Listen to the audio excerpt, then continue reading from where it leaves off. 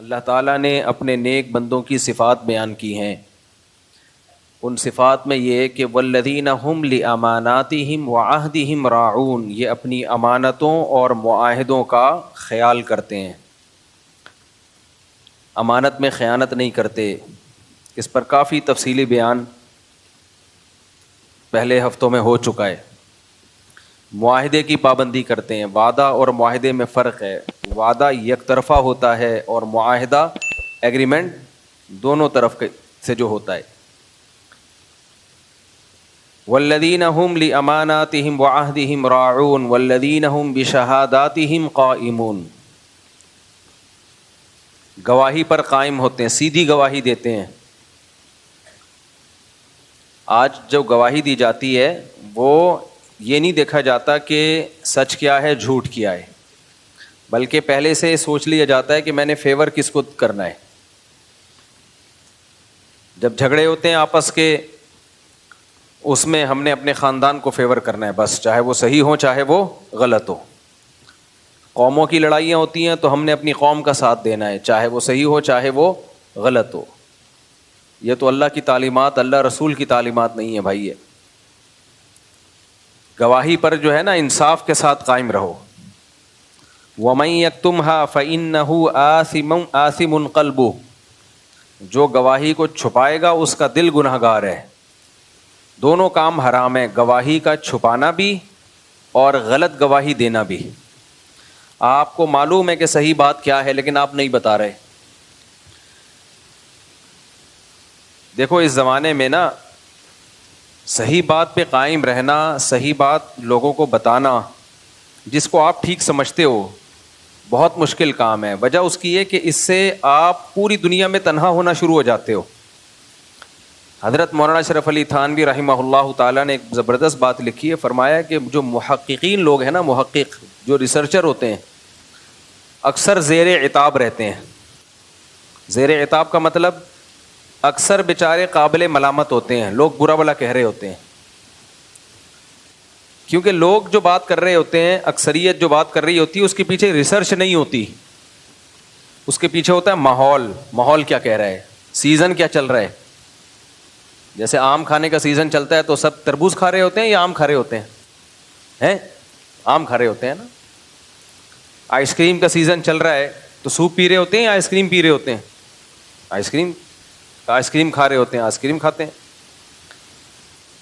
اور سوپ کا سیزن چلتا ہے سردیوں میں تو اس میں سوپ پیتے ہیں یا آئس کریم کھاتے ہیں؟ سوپ پیتے ہیں. تو سیزن چلتا ہے.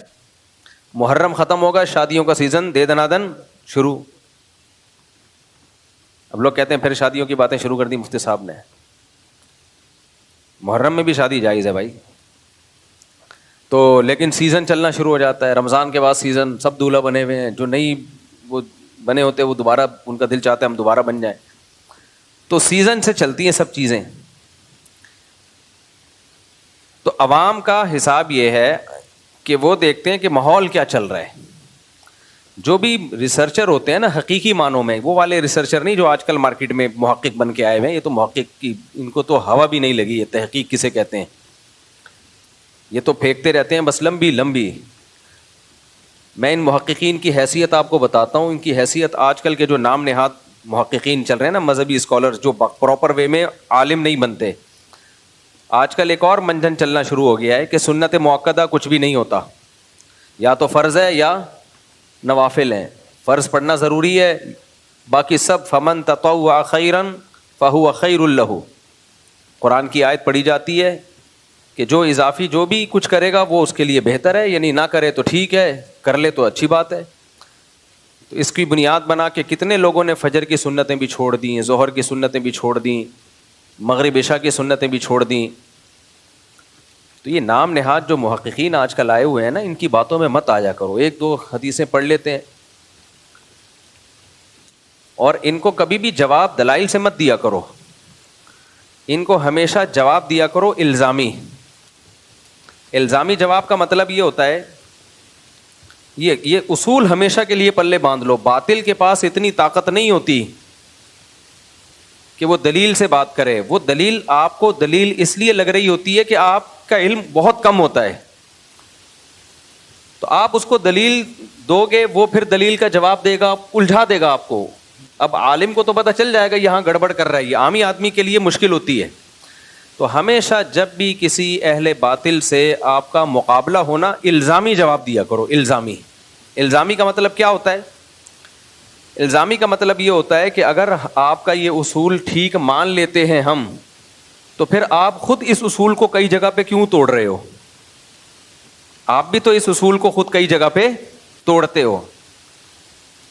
تو یہ لوگ جو کہتے ہیں نا سنت موقع, لوگ ویسے ہی نماز نہیں پڑھ رہے آج کل, پڑھتے ہیں تو اتنی لنگڑی لولی نمازیں کہ سنت موقع ہی ختم کر دیں.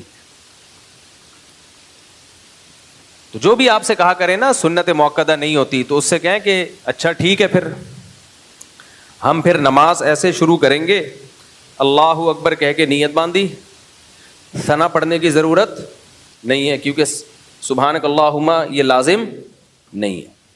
ڈائریکٹ سورہ فاتحہ پڑھو, اس سے پہلے اعوذ باللہ بسم اللہ بھی پڑھنے کی ضرورت, بلکہ ہم وضو سے شروع کرتے ہیں. وضو میں صرف 4 فرض ہیں, کلی کرنے کی بھی ضرورت نہیں ہے, ناک میں پانی ڈالنے کی بھی ضرورت نہیں ہے, نفل ہے جو ڈال لے ٹھیک ہے, نہیں ڈالے ساری زندگی نا ناک میں پانی ڈالے. اور 1 دفعہ چہرہ دھونا فرض ہے, 3 دفعہ فرض نہیں ہے, ایک ہی دفعہ دھوئے, کیا ضرورت ہے 3 دفعہ دھونے کی؟ آپ کہہ سکتے ہیں کہ دھو لے تو ثواب ہی ملے گا نا, اس لیے ہم ترغیب دیتے ہیں کہ دھو لیں.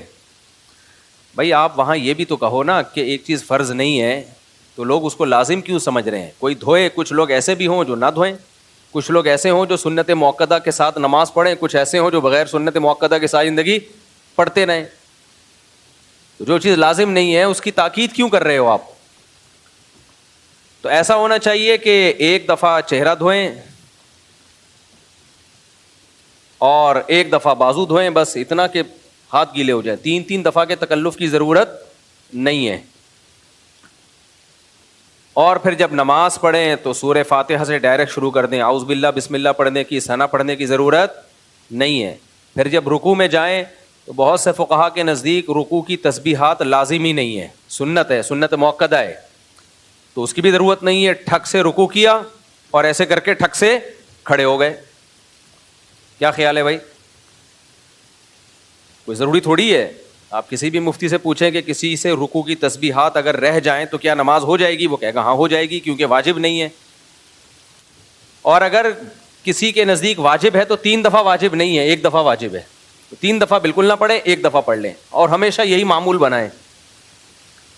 پھر سجدے میں جائیں تو 1 تسبیح پڑھ لیں, اور وہ بھی نہ پڑھیں تو بھی کوئی ضروری نہیں ہے. اس طریقے سے 4 رکعتیں پڑھیں, اور آخری رکعت میں اتحیات کے بعد درود شریف پڑھنا لازم نہیں ہے. کسی کے نزدیک بھی واجب نہیں ہے, سنت ہے, تو وہ بھی نہ پڑھیں. ہمیشہ اتحیات کے بعد سلام پھر لیں. اور ہاتھ باندھنے کی بھی ضرورت نہیں ہے, ویسے ہاتھ کھول کے نماز پڑھ لیں. تو جب شریعت کے ہر حکم میں, یہ تو صرف ایک حکم ہے نا, افطار روزہ جب آپ رکھتے ہیں تو افطار میں جلدی کرنا کیا واجب ہے؟ اگر کوئی جلدی افطار نہیں کرے گا تو کسی سے سنا گناہ گار ہوگا. میری طرف توجہ, کوئی گناہ نہیں ہے بھائی, بہتر ہے جلدی کر لیں, افطار تو نہ کریں, 1 گھنٹے بعد افطار کر لیا کریں. تو یہ پورا دین جو ہے نا ہمارا, یہ ڈھانچہ رہ جائے گا, کھوکھلا ہو جائے گا بالکل. فقہائے کرام نے دین کو بہت اچھی طرح سمجھا ہے, بہت ڈیپ میں گئے ہیں. انہوں نے کہا کہ بھائی دیر آر 2 ٹائپس آف سنت. سنت کی کتنی قسمیں ہیں؟ 2. ہم نے جب نبی کی سیرت میں غور کیا تو پتہ چلا کہ کچھ سنتیں ایسی ہوتی ہیں جن کی تاکید نہیں ہے, وہ چھوڑ دیں ساری زندگی, کوئی مسئلہ نہیں ہے. لیکن کچھ سنتیں ایسی ہیں جن کی تاکید ہے, اور تاکید کی وجہ سے ان کو کیا کہا گیا؟ سنت مؤکدہ.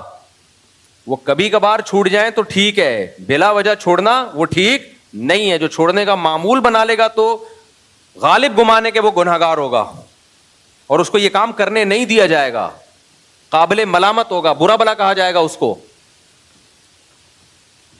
لہذا اگر کوئی نماز شروع کرتا ہے, نہ سبحانک اللہم پڑھتا ہے, نہ اعوذ باللہ بسم اللہ پڑھتا ہے, نہ رکوع کی تسبیحات پڑھتا ہے, نماز تو ہو گئی بھائی, فرض ہے, اللہ نے فرض کی, جو فرائض تھے وہ پورے کر لیے.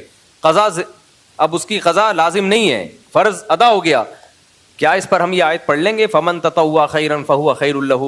جو اضافی کرنا چاہے ثنا بھی پڑھ لے اور درود شریف بھی پڑھ لے، وہ بہتر ہے، نہ پڑھے تو کوئی حرج نہیں. نہ نماز کیا کہلائے گی؟ ناقص.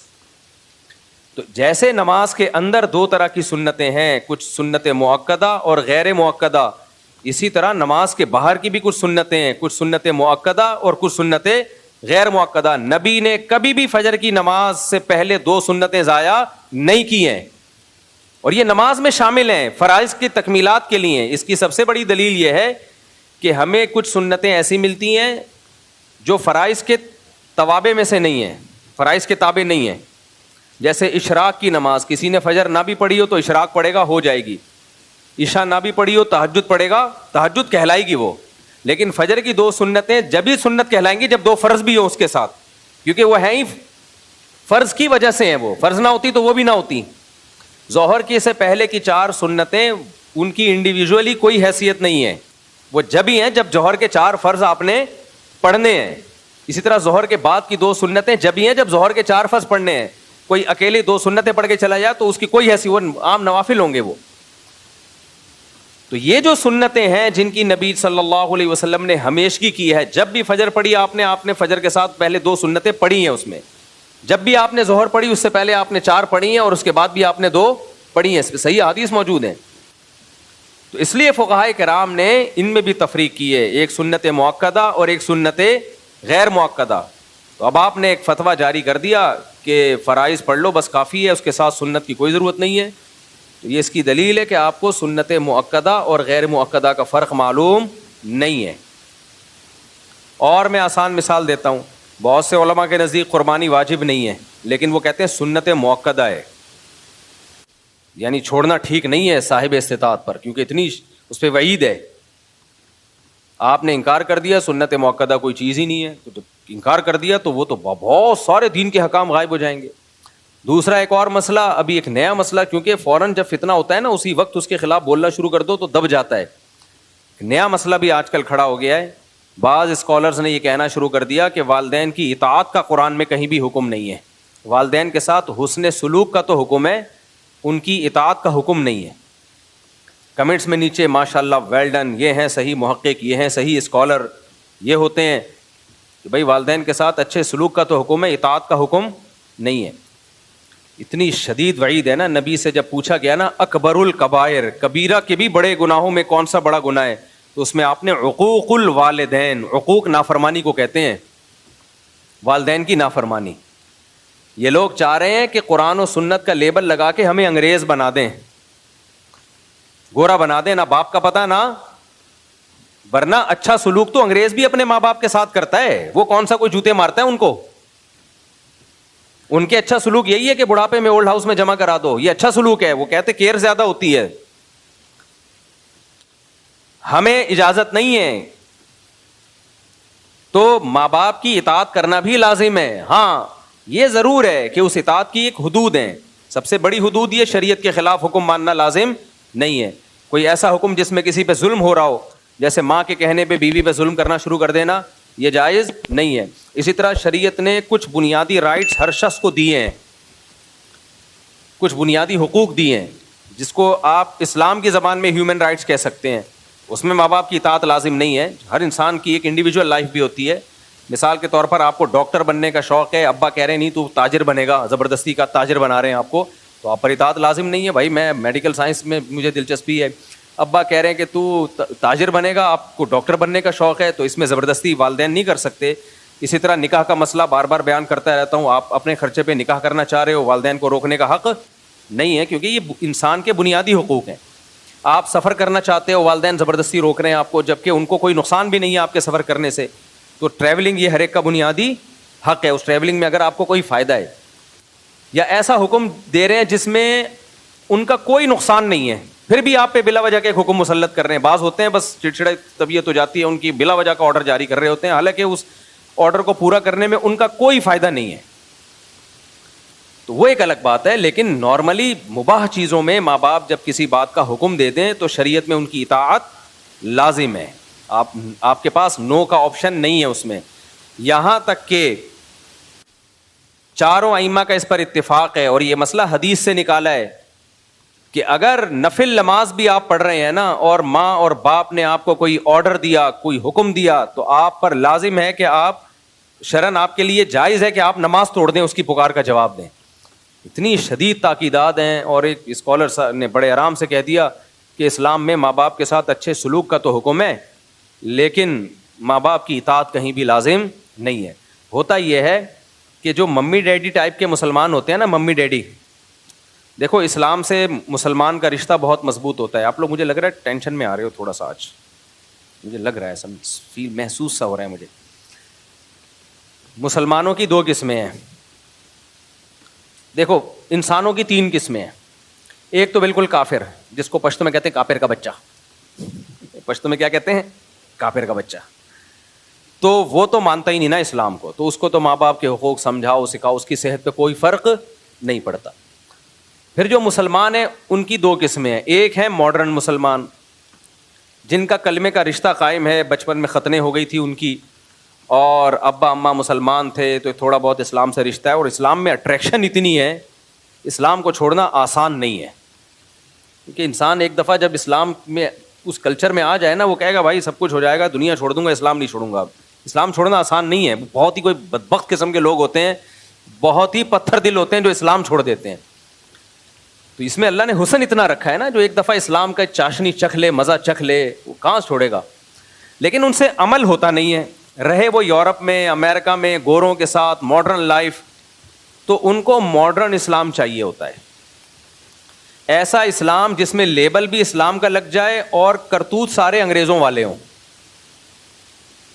گورا ٹینشن لیس زندگی گزارتا ہے, ماں کی ٹینشن بھی نہیں ہے, باپ کی ٹینشن بھی نہیں ہے, وائف کی ٹینشن بھی نہیں, اور وائف کو ہسبینڈ کی ٹینشن بھی نہیں ہے. ہسبینڈ ہو کے بھی اس کی ٹینشن نہیں ہے, کیونکہ وہ ہسبینڈ کسی کام کا ہوتا نہیں ہے. کیونکہ اس ہسبینڈ کے ہوتے ہوئے وائف کا ریلیشن جمشید سے بھی ہو سکتا ہے, غفار سے بھی ہو سکتا ہے. انگریزوں میں یہ ابھی میں تو پورا اسٹڈی کر کے آیا ہوں, وکیلوں سے پوچھا میں نے لا کیا چل رہا ہے, اگر انہوں نے کہا صاحب سیٹ ہے, تو وائف کسی اور سے ریلیشن قائم کر لے تو بھی کچھ نہیں ہوتا, ہسبینڈ کسی اور سے ریلیشن قائم کر لے تو اچھا, ہسبینڈ بیوی کو کسی بات کا آرڈر دے تو بھی کچھ نہیں ہوتا, اور بیوی ہسبینڈ سے نان نفقے کا مطالبہ کرے وہ نہ دے تو بھی کچھ نہیں ہوتا. تو جب کچھ نہیں ہوتا تو کمبختو تمہیں تکلف کی ضرورت کیا تھی.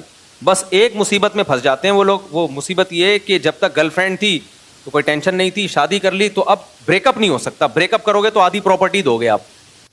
تو اس ٹینشن کے سلسلے میں وہ کیا کر رہے ہوتے ہیں, شادی کر رہے ہوتے ہیں. تو کون کرے گا, پاگل تھوڑی ہیں وہ. خیر,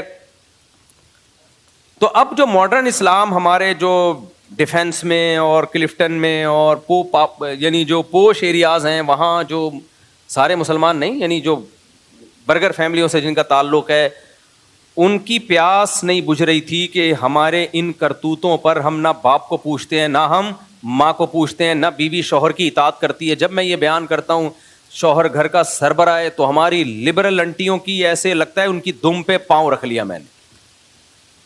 ان کی دم پہ ایسی چیخیں نکلتی ہیں نا, ایسی چیخیں نکلتی ہیں. کمنٹس میں پڑھ رہا ہوتا ہوں, یہ میرا ظرف ہے, اتنے اپنے خلاف نیگیٹو کمنٹس میں پڑھتا ہوں. تو یہ مولوی کو دیکھو, یہ مولوی کو دیکھو. تو آپ کو آپ کی مرضی کا اسلام تھوڑی ہم بتائیں گے بھائی. کس کی مرضی کا اسلام بتائیں گے؟ اللہ کی مرضی کا.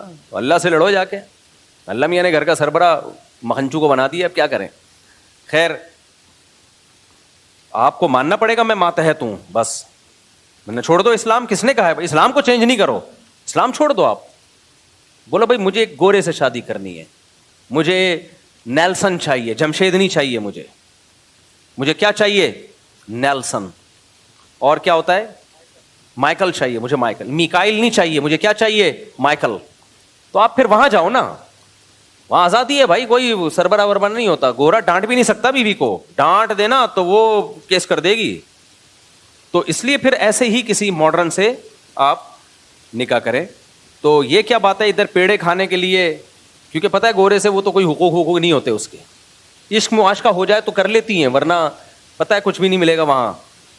تو اسلام کے فائدے اٹھانے کے لیے آپ کو جمشید چاہیے, اور جب جمشید کے حقوق اسلام بیان کر رہا ہے تو وہ والے گوروں سے چاہیے. یہ نہیں چلے گا بھائی, یہ اسلام نہیں مانتا. خیر, اسلام کی عقل بھی نہیں مانتی ہے. تو یا تو پورے ادھر کو ہو جاؤ یا پورے ادھر کو کھسک جاؤ. تو اب کیا مسئلہ ہے؟ اب مسئلہ یہ ہے کہ جو ماڈرن قسم کے لبرل قسم کے ہمارے مسلمان ہیں جو چاہتے ہیں کہ یار یہ ہمارے پہ داڑھی رکھتے ہوئے ان کو لگتا ہے کہ ہم ملا نظر آئیں گے, بالکل ہی پروفیشنل قسم کے مولانا نظر آئیں گے, لوگ کہیں گے یار تم ٹھیک ہے اسلام کو فالو کرو, ٹھیک ہے نماز روزے کی حد تک ٹھیک ہے یار, انسان کا ایک روحانی تسکین ہوتی ہے, ہر مذہب میں ہوتا ہے.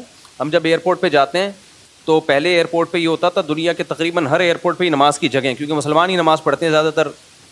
لیکن اب انہوں نے تھوڑا سا ایئرپورٹ والوں نے یہ کیا کہ لوگ اعتراض کریں گے بھی مسلمانوں کی مسجدیں کیوں بن رہی ہیں, تو ہندوؤں کی بھی ہونی چاہیے اور سکھوں کی بھی, تو بنانا شروع کر دی ایئرپورٹ پہ, لیکن وہاں لوگ کوئی خاص نظر نہیں آتے ہیں.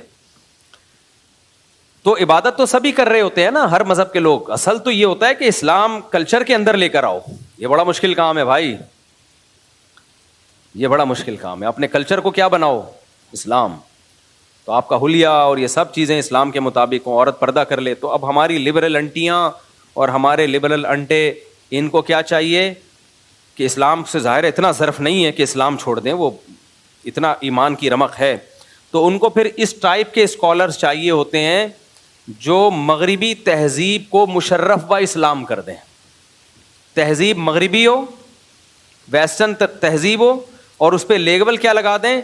قرآن و سنت کا, تاکہ ان کی تھوڑی سی ایک پیاس بجھ جائے, تھوڑی سی ان کو تسلی مل جائے. جیسے جب کسی نے کسی چیز کو حلال کرنا ہوتا ہے نا, میں اکثر ایک چٹکلا سناتا ہوں نا, بہت دفعہ سنا چکا ہوں, آپ شاید بور ہو جاؤ دوبارہ, لیکن سنا دیتے ہیں, کیا جا رہا ہے. تو یہ اس بات کو سمجھانے کے لیے جو ابھی میں بتا رہا ہوں, وہ بار بار کہتا ہوں نا, ایک مولوی صاحب چوری کے خلاف بیان کرتے تھے. تو ایک دن کھانا نہیں تھا گھر میں, بیگم سے انہوں نے کہا پڑوسیوں کی مرغی چوری کر لے. تو بیگم نے کہا بھائی مرغی تو آپ چوری, تو آپ خود اتنے بیانات کر چکے ہو کہ چوری اسلام میں حرام ہے. اب ظاہر ہے مولوی صاحب کا بھی تو ضمیر ملامت کر رہا ہوگا نا کہ یار میں اتنے بیانات کر چکا ہوں, غلط ہے.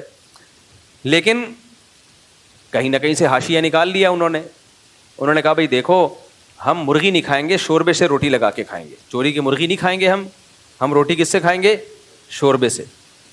اب وہ یہ نہیں کر سکتے تھے کہ نہیں جب حرام ہے تو ہم حرام کھائیں گے. اپنے دل کو تھوڑی تسلی دینی پڑتی ہے انسان کو, غلط کام کرتے ہوئے بھی کچھ نہ کچھ. ہاں جس کا ضمیر بالکل ہی مردہ ہو چکا وہ تسلیاں نہیں دیتا, لیکن تھوڑا سا ضمیر زندہ ہو تو کہیں سے گنجائشیں نکال رہا ہوتا ہے. تو مولوی صاحب تھے, وہ چوری کے خلاف بیان کرتے تھے. انہوں نے کہا بھائی شوربے سے لگا لیں گے, بوٹیاں نہیں کھائیں گے ہم, حرام تو بوٹیاں ہیں نا. تو بیگم جب شوربہ یوں کر کے دیگچی یوں کر کے نکال رہی ہے تو اور بوٹیاں چمچ سے پیچھے کر رہی ہے, تو مولوی صاحب نے بولا کہ چمچ کا استعمال مت کرو, جو خود سے آئے اسے آنے دو, جو بوٹی خود سے آئے اسے آنے دو. بالکل یہی کام ہمارے جو پوش علاقے ہیں, مالدار علاقے ہیں, وہاں کے رہنے والے برگر فیملیوں کے پیرنٹس اور برگر فیملیوں کے بچیز یہ کام کر رہے ہیں. برگر فیملی تو بچے تھوڑی ہوتے ہیں, ان کے بچیز ہوتے ہیں, بچیز, حالانکہ ہوتا ایک ہی ہے, ایک ہاتھ سے زیادہ ان کے ہوتے نہیں ہیں. تو بچیز یہ لوگ یہ کام کر, تو ان کو چاہیے پھر ایسا اسکالر جو کم از کم مفتی طارق مسعود کے ٹریک پہ بالکل اس سے 180 ڈگری پہ ہو. ہمیں تو بالکل ہی کسی کھانچے میں بیٹھتے ہی نہیں نا, ہم جیسے فنڈامنٹلسٹ مولانا, تو ہم تو کسی کھانچے میں بیٹھتے ہی نہیں ہیں ان کے.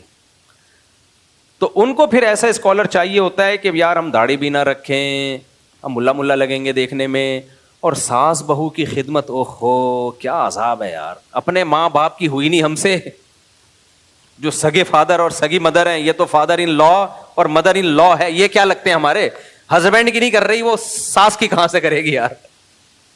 جس کو اسلام کا یہ حکم سمجھ میں نہیں آ رہا کہ ہسبینڈ کی خدمت لازم ہے, وہ ساس سسر کی کہاں کرے گی.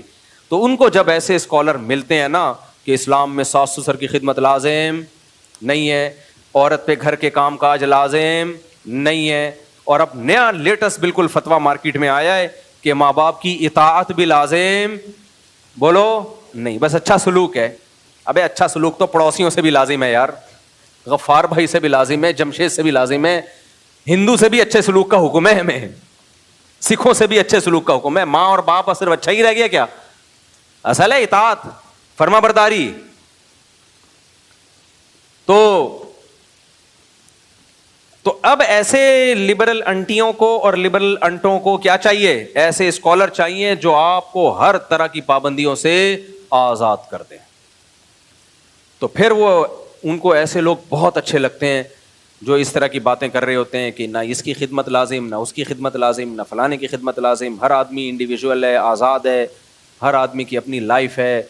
اور یہ بھی سود بھی حلال ہو گیا، بہت سو نے تو سود کو حلال کر دیا، یہ والا سود حرام نہیں ہے، یہ والا حرام ہے. عجیب ڈرامے بازیاں کر کر کے، اور کیا کتنا کچھ دین میں تحریف ہو رہی ہے نا، اتنی تحریف. میں تو کہتا ہوں کہ اللہ تیرا کتنا فضل ہے، صحیح ٹائم پہ مجھے تو نے مولوی بنا دیا، ورنہ ہم بھی کھسکے ہوئے ہوتے. میں اگر مولانا نہ بنتا نا، مولانا کا مطلب پراپر وے میں دین کا علم حاصل نہ کرتا نا، جو صدیوں سے طریقہ چلا آ رہا ہے، تو میں بھی ایسا کھسک جاتا نا ان فتنوں میں. اور پھر میرے پاس ٹوٹی پھوٹی اسپیکنگ پاور بھی ہے. تو بھائی ویڈیو نہ بنایا کریں نا بار بار، وہ پھر گارڈ ادھر متوجہ ہوتا ہے. سب کی طبیعت، جب ایک چیز لکھی ہوئی ہے صرف نکاح کی ویڈیو بنا سکتے ہیں، باقی نہ بنائیں. پھر کوئی نہ کوئی کیمرہ نکال کے بنا رہا ہوتا ہے، سب ڈسٹرب ہوتے ہیں اس سے. تو میں اگر پراپر وے میں میرے بھائی ٹوٹا پھوٹا علم حاصل نہ کیا ہوتا نا، تو پھر ہم بھی اوٹ پٹانگ قسم کے کبھی کیا فتویٰ ٹھوکتے رہو بیٹھ کے، پھینکتے رہو بیٹھ کے، ٹھوکتے رہو اور پھینکتے رہو. اتنے گھروں میں فسادات ہوئے ہیں نا، اتنے گھروں میں فسادات اس فتوے کے نتیجے میں کہ بہو پر ساس سسر کی خدمت لازم نہیں ہے. اتنی بہویں باغی ہوئی ہیں، گھروں کا نظام تباہ و برباد ہو گیا.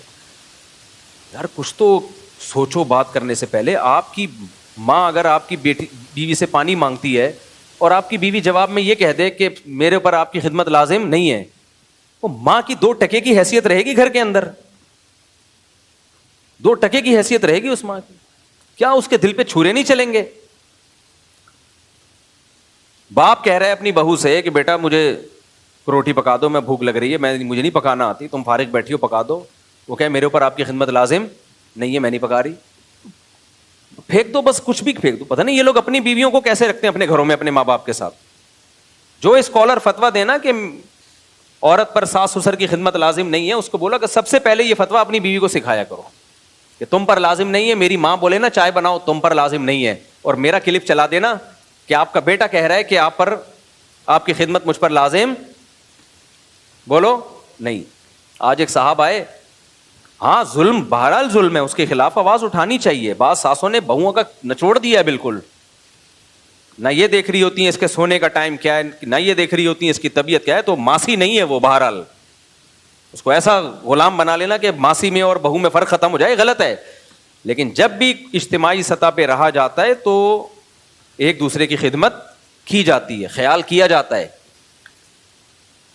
آج ایک صاحب نے بتایا کہ کیا حالات ہیں کہ بیگم صاحبہ نے کہیں بیان سن لیا کہ گھر سنبھالنا جو ہے، یعنی گھر میں انتظام گھر کا کرنا، یہ ہم عورت کے ذمے نہیں ہے. کھلا ہو رہا ہے، پلا ہو رہا ہے، وہ بیٹھی ہوئی ہے کچھ بھی نہیں کر رہی سارا دن. میرے ذمے نہیں ہے، آپ کے ذمے ہے کہ آپ ماسی رکھیں، ٹھیک ہے نا. تو بچے تو ویسے ہی پیدا نہیں ہو رہے، وہ ایک آدھ کے بعد ختم ہو جاتے ہیں، تو کچھ کیا ذمے میں بھائی. پھر نبی صلی اللہ علیہ وسلم نے سیدہ فاطمہ کے ذمے لگایا کہ گھر سنبھالنا کس کے ذمے ہے؟ سیدہ فاطمہ کے ذمے. سیدہ فاطمہ سے بڑی کوئی عورت ہو سکتی ہے؟ ان سے بڑی کوئی شہزادی ہو سکتی ہے؟ اور حضرت علی کے ذمے لگایا گھر کے باہر کا کام کس کے ذمے ہے؟ آپ کے ذمے.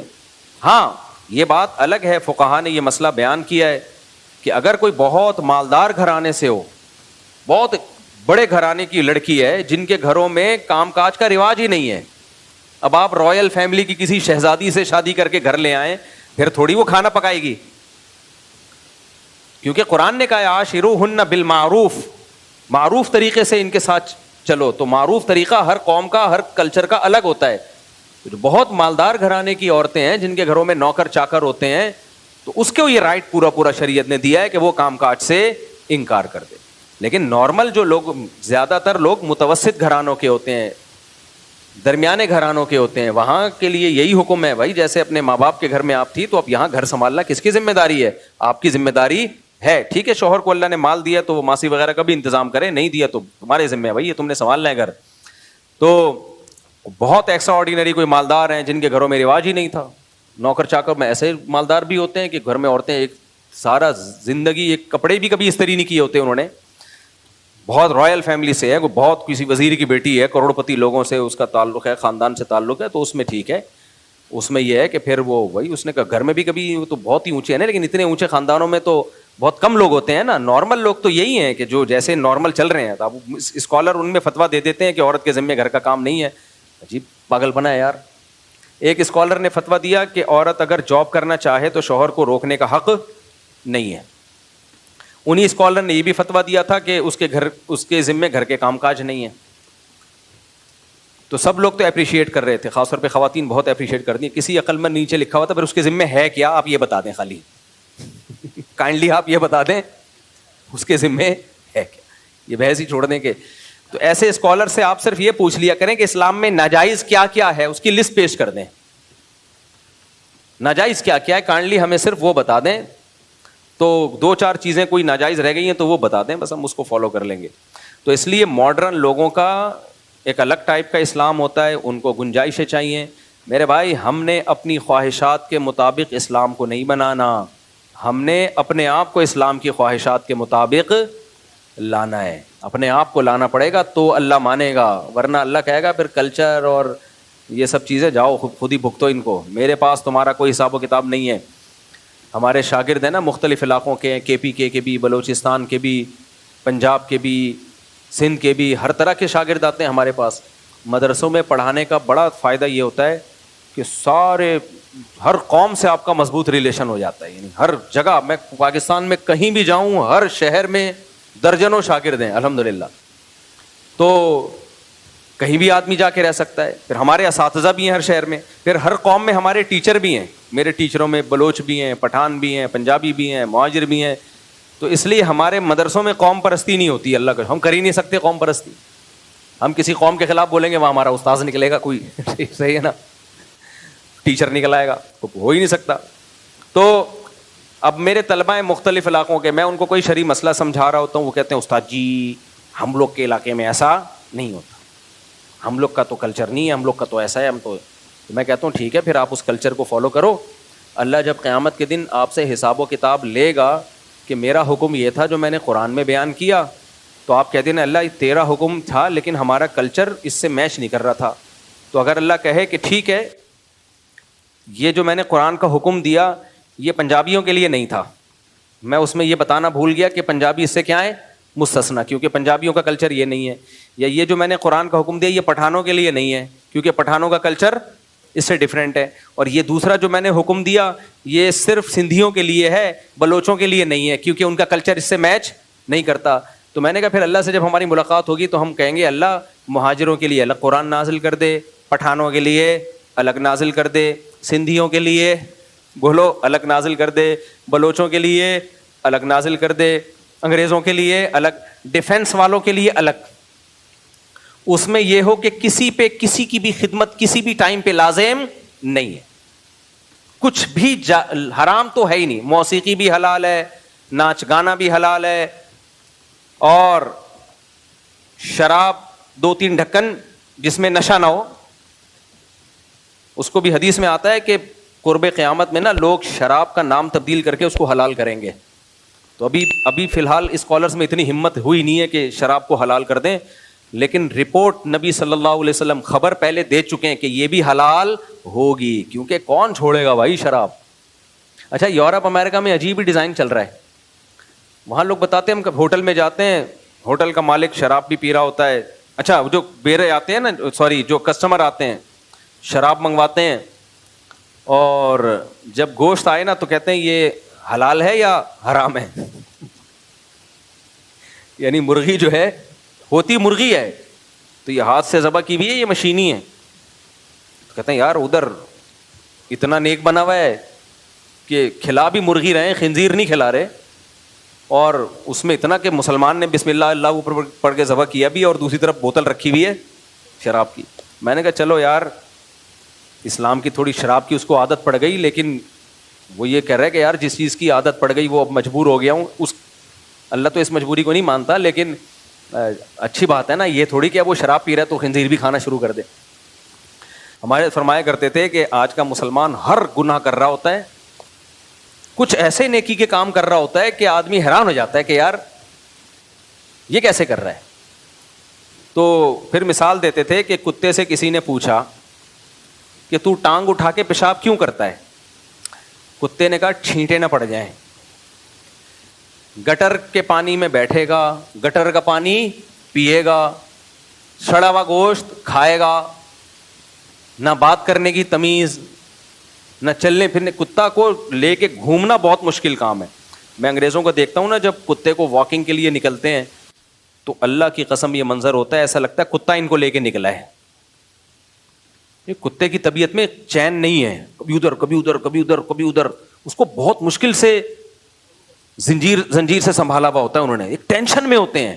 ایسا نہیں ہوتا کتا لے کے نکلے اور وہ آرام سے, جیسے ہماری پلی ہوئی بکری ہو لے کے نکلے.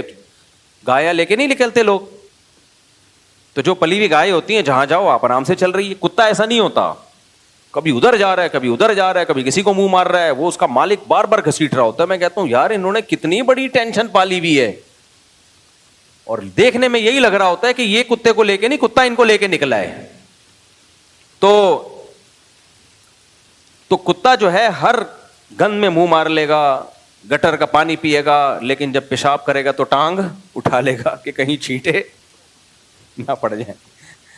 تو آج کل کے کتنے اسکالرز ہیں, ہر چیز گانا بجانا حلال, موسیقی حلال, مکس گیدرنگ حلال.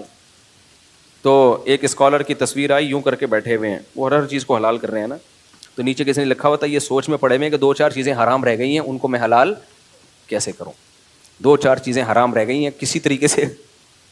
تو اس لیے میرے بھائی دیکھو, کشتیاں جلا کے اسلام کی طرف آؤ, پھر مزہ آئے گا. یہ مت دیکھو میں ڈیفینس میں رہتا ہوں, میں کلفٹن میں رہتا ہوں, میں امریکہ میں رہتا ہوں, میں کینیڈا میں رہتا ہوں. میں بھائی اللہ کا قانون ہر جگہ ایک ہی ہے. ہر جگہ اللہ کا قانون کیا ہے؟ ایک ہے. مقاصد پہ سمجھوتا نہیں ہے, مقاصد پہ, ذرائع پہ سمجھوتا ہے. یہ تھوڑی گاڑی اردو ہے, اس کا مطلب بتا دیتا ہوں. مقاصد کیا ہے؟ شریعت چاہتی ہے نماز قائم ہو, چاہتی ہے کہ نہیں چاہتی؟ تو نماز آپ کو پڑھنی پڑے گی. شریعت چاہتی ہے رمضان میں روزہ آپ بولو رکھیں, آپ کو رکھنا پڑے گا. شریعت چاہتی ہے سال میں ایک دفعہ زکوٰۃ نکلے, آپ کو زکوٰۃ دینی پڑے گی. شریعت چاہتی ہے آپ جو مالدار ہیں قربانی کرے, آپ کو قربانی کرنی پڑے گی. شریعت چاہتی ہے کہ آپ کا پڑوسی بھوکا سوئے گا تو قیامت کے دن سوال کس سے ہوگا؟ آپ سے ہوگا, تو پیٹ آپ کو اس کا بھرنا پڑے گا. بہت ساری چیزیں جو مقاصد شریعت میں سے ہیں. کوئی ڈوب رہا ہو اس کی جان اگر آپ بچا سکتے ہو تو آپ پہ بچانا فرض ہے. ابھی دیکھو سوات میں کتنا, میں باہر ملک میں تھا, مجھے تو پہلے میں نے کہا یہ شاید فیک ہے, اے آئی سے بنائی ہوئی ویڈیو ہے. کتنے دیر تک بیچارے, اتنا بڑا خاندان دریا کے بیچ میں کھڑا ہوا ہے, کیا آدمی کی نیندیں اڑ جائیں اگر زیادہ سوچنا شروع کرے اس پہ. کوئی مدد کے لیے نہیں آیا. تو آپ کا کیا خیال ہے؟ دنیا والوں نے تو چھوڑ دیا, لوگ وقتی طور پر حکومت کو گالیاں دیتے ہیں, اس کے بعد ٹھنڈا ہو جاتا ہے معاملہ, رو دھو کے ختم ہو جاتا ہے. تو آپ کا کیا خیال ہے اللہ بھی چھوڑ دے گا؟ اللہ تھوڑی چھوڑے گا. آخرت تو اللہ نے اس لیے رکھی ہے, ان کی ایک ایک کی پکار, ایک ایک کی چیخ, جو اپنے سامنے اپنے بچوں کو ڈوبتا ہوا دیکھ رہے ہیں, ان حکمرانوں کے گلے کا پھندا قیامت کے دن بنے گی. اللہ نہیں چھوڑے گا.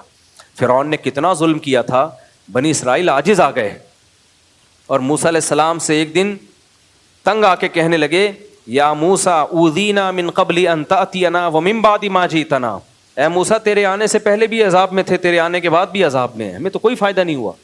حضرت موسیٰ نے کیا فرمایا؟ یا قوم استعینوا باللہ واصبروا, اللہ سے مدد طلب کرو, صبر کرو. اور قرآن کیا کہتا ہے؟ لا تحسبن اللہ غافلا عما یعمل الظالمون, ظالم کیا کر رہا ہے اللہ کو غافل مت سمجھو. دنیا میں کسی بھی ملک میں یہ واقعہ ہوتا نا, سب سے پہلے وہاں کی انتظامیہ ریزائن دے کے الگ ہو جاتی, کہ اب فوراً الگ ریزائن دے دیتے وہ. تو اس کے لیے بہت اعلیٰ کوالٹی کا بغیرت بننا پڑتا ہے, جو بہت ہی کوئی جری ہوتا ہے نا گناہوں پر, اسی کا ظرف ہوتا ہے. میں نہیں سمجھتا کہ دنیا میں کہیں ایسا دردناک واقعہ ہوا ہو. گھنٹوں کھڑے ہوئے ہیں, پکار رہے ہیں, چیخ رہے ہیں, بیٹی جا رہی ہے سامنے, بیٹا جا رہا ہے, پھر پانی میں ڈوب رہے ہیں, چیخ رہے ہیں بچاؤ, کوئی انتظام ہی نہیں ہے. یہ تو سب چیزیں پہلے سے, جس کے ہاتھ میں بھی حکومت آتی ہے, انتظام آتا ہے, وہ تو پہلے سے یہ سب چیزیں سوچ کے رکھتا ہے.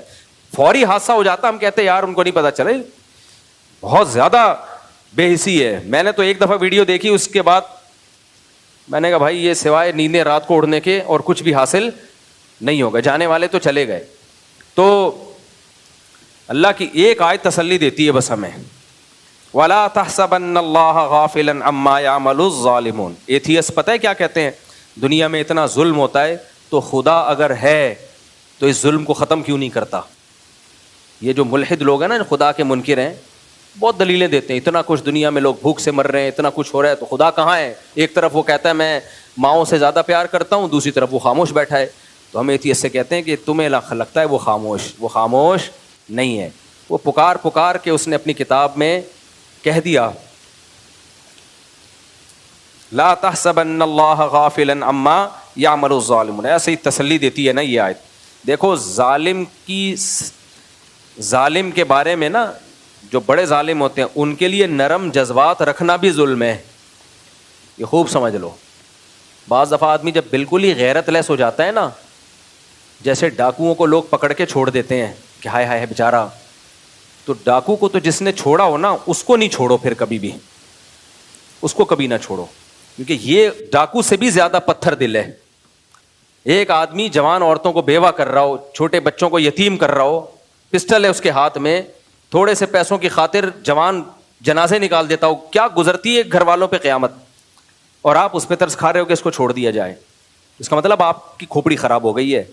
ہمارے نبی صلی اللہ علیہ وسلم پہ جب بہت زیادہ ظلم ہوا تو آپ نے بھی بد دعا کی ہے. حضرت موسیٰ سے زیادہ کوئی نرم دل ہوگا؟ پیغمبروں کا دل بہت نرم ہوتا ہے. بالآخر حضرت موسیٰ نے بھی بد دعا کے لیے ہاتھ اٹھائے فرعون اور حامان کے خلاف, کہ جو بھی فرعون کے دربار لوگ تھے ان کے خلاف حضرت موسیٰ نے بھی بد دعا کی. تو اللہ نے حضرت موسیٰ کو ملامت نہیں کی, بلکہ کہا قد اجیبت دعوتکما, اے موسیٰ تیری دعوت کو میں نے قبول کر لیا, تیری دعا میں نے قبول کر لیا. تسلی دی کہ مریں گے یہ. ہمارے نبی کو اللہ نے کتنی تسلیاں دی ہیں کہ جو اسلام کے مسلسل دشمن ہیں, اے نبی آپ غم نہ کریں, میں ان کو سزا دے کے چھوڑوں گا. یہ جو بڑے بڑے ظالم ہوتے ہیں نا پتھر دل, ان کے لیے دل میں نرم جذبہ نہیں رکھنا چاہیے. تو تسلی ہمیں اسی سے ہوتی ہے بھائی, اللہ خاموش نہیں ہے. اللہ کہتے ہیں لا تحسبن اللہ غافلا عما یعمل الظالمون, ظالم جو کچھ کر رہا ہے اللہ کو اس سے غافل مت سمجھو. اے اللہ ہم کیوں غافل نہ سمجھیں, تو سزا تو دے نہیں رہا. بھائی جہاں سزا کی ضرورت ہو وہاں آپ سزا نہیں دے رہے تو غفلت کا الزام تو لگتا ہے نا. پھر اللہ پہ بھی کوئی الزام لگا سکتا ہے. پھر اللہ تو اگر کہہ رہا ہے میں غافل نہیں ہوں تو پھر لگ تو ایسا ہی رہا ہے معاذ اللہ کہ تو غافل ہے. تو اللہ نے جواب کیا دیا,